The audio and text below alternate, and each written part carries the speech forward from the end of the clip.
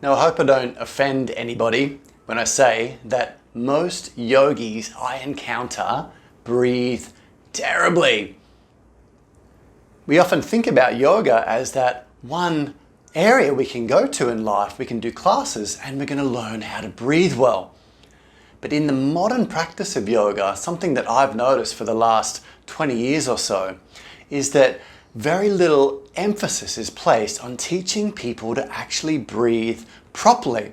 Yeah, the teacher spends the entire class saying, inhale, lift the arms, exhale, fold forward, inhale, step back, exhale, lower to the floor. So the breath is cued all the time in a yoga class. And yet, when I look around in classes, and a lot of people that come to my classes that have been training elsewhere, I see really poor mechanics of breathing. So it's one thing to just breathe in, breathe out endlessly throughout a class, but if that breath's not flowing well, and it's flowing too fast and too vigorously and in the wrong part of your body, it's actually doing you harm. It's doing you a disservice.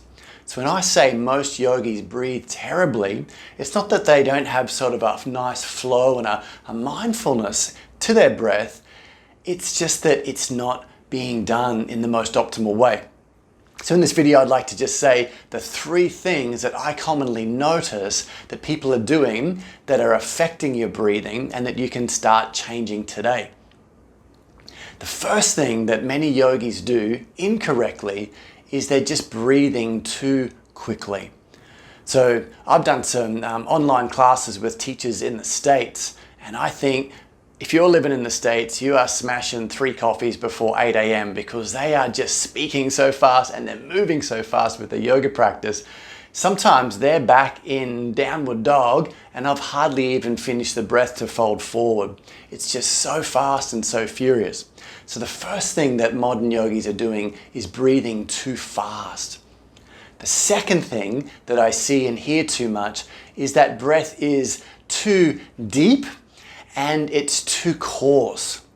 So you'll often hear this in the back of the room is the teacher will say inhale and you'll just hear these big gasps of air that people are sucking in every last molecule of oxygen possible in that human breath, and it's coming in coarse and it's coming in way too deep. So number 2 is breathing too much volume of air in and breathing in a coarse way.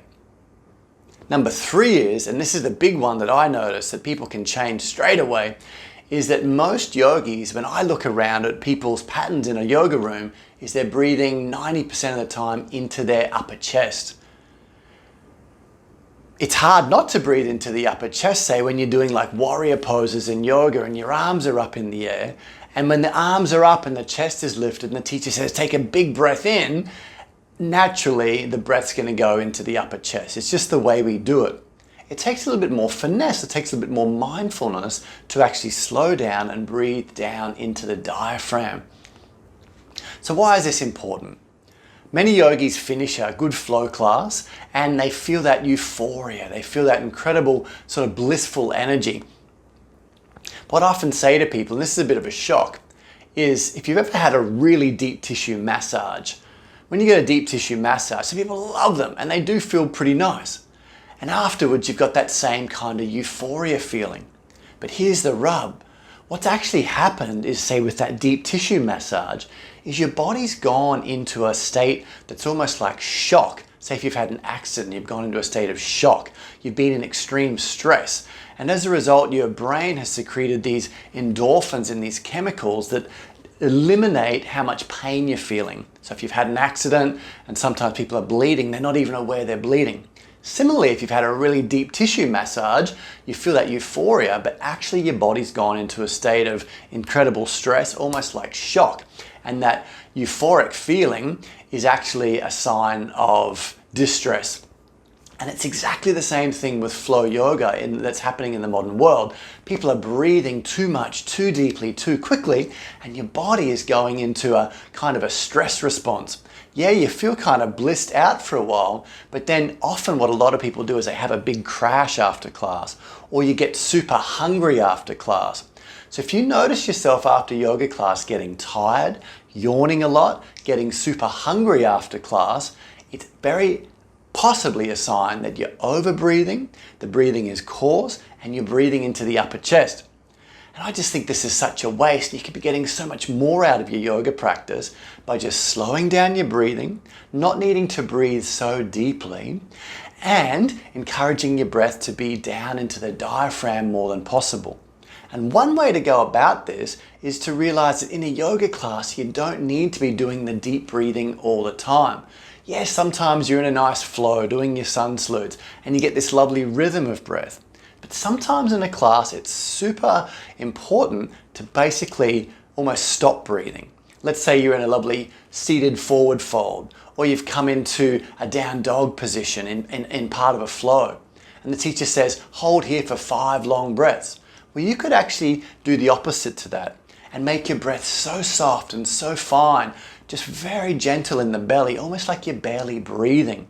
Now there's a whole science to this, so I'm not going to go into in this video, but if you want to watch some of the other videos in the free members area, jump on the Being Yoga website and just register for that, and you can start to learn more about the science of why you want to actually be changing your breath in a yoga class to be softer, to be gentler, and to have periods in that class where you actually feel like you're barely breathing.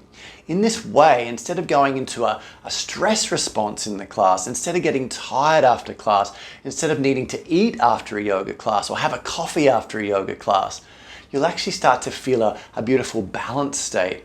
You'll not be hungry for hours after practice. This isn't how you want to be, because your blood is in a perfect pH balance. You're not alkaline, you're not acid.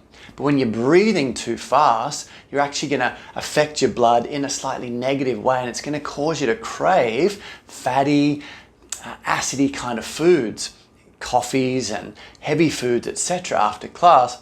And this is a sign that you could just be doing a little bit better in a practice. So the 3 things you can get working on today is slow down your breath, breathe into the diaphragm, and at times in the class, really relax from any forced breathing and just ease back to very, very gentle breathing. If you want to learn more about the science behind all this, check out some of the other videos. But for today, just start to experiment. Be curious about your breath and how it can support your yoga practice, because I think the breath is about 90% of yoga. Yes, we know about how to move with the breath, but now I want you to start to explore the mechanics of your breathing even better. If you want to learn more about that, we've got some great videos and tutorials online, or jump onto one of our yoga teacher training courses or retreats, and you can really dive into refining and mastering your breath through yoga practice and starting to feel that much better every single day. I'll see you again soon.